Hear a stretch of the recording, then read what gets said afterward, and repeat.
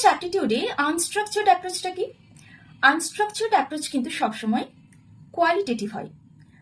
Unstructured কথাটার মধ্যে আন রয়েছে, যেটা কিনা স্ট্রাকচারকে ফলো করছে না।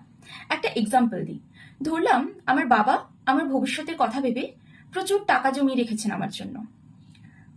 আমি কি স্ট্রাগল বুঝবো? নিশ্চয়ই বুঝবো না। কতটা কষ্ট হয় টাকা রোজগার করতে, কোন প্রসেসে হয়েছে সেগুলো কি বুঝবো? নিশ্চয়ই বুঝবো না। স্ট্রাগলটা কে করেছে? বাবা করেছে। আমাকে কিন্তু কোনো রকম এক্সট্রা এফর্ট লাগাতে হচ্ছে না।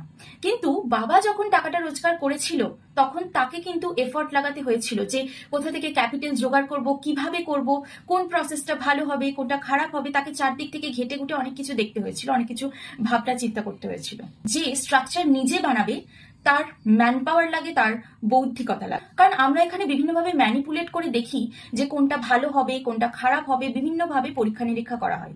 So that is called unstructured